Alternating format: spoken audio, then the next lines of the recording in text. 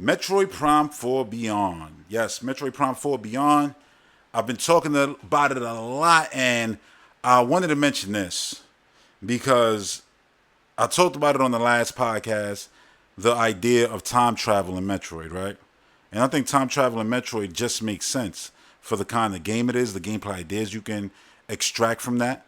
I talked about weapons being tied to the time that you're in. So when you go to the past, you have past weapons. When you go to the future, you have futuristic weapons. Now, obviously, they're all going to be sci-fi weapons. I'm not saying Samus is going to be running around with a ball and chain, but I mean, kind of the idea was Doom Eternal meets Doom the Dark Ages, but it's one game, and Samus is jumping through time, and things that she does in the past affect the future. Opening passageways in the past means that passageway is open in the future.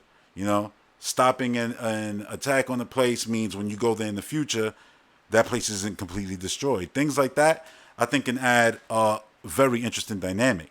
And then obviously with your weapons and your power-ups, once you upgrade, hopefully enough, it will be like something where it's like Dark Ether. You had to go back and forth between the two. You had your light, you had your dark, and you was losing energy and stuff like that, walking around in the dark world. But then you got your dark suit that made you a bit stronger, but then you got your light suit, and now you can walk around comfortably in both, dark ether and light. So I could see them doing something like that with Samus. And it's like, yes, she has to travel through time, at these specific locations, and then from there she can go back, do stuff, come back through one of these same kind of time traveling HUDs or hubs, whatever you want to call it.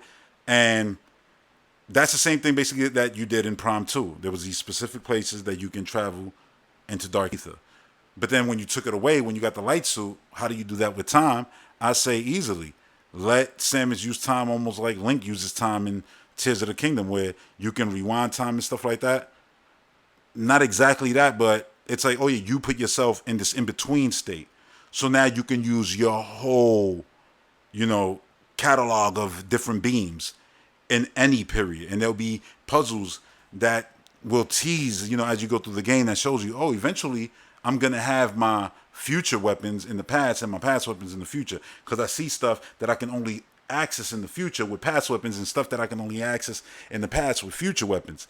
That right there, that's a solid game. And obviously Tanabe talked about one in Metroid Prime in the future, potentially to deal with time.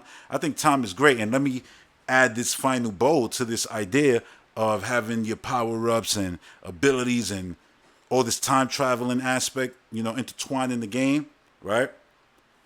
How cool would it be if this game ends, right, with this dramatic battle between Silex and Samus and all this time situation, and either it makes a second timeline where it's completely different, so now the Prime series is a different timeline from the regular Metroid games, right, the Sakamoto Metroid games.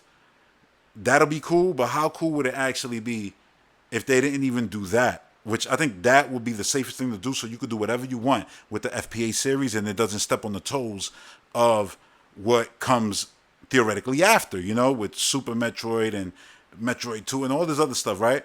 Like, other M, Dread, all that. Like, yeah, none of that will be of importance for the Prime series because it's a separate timeline.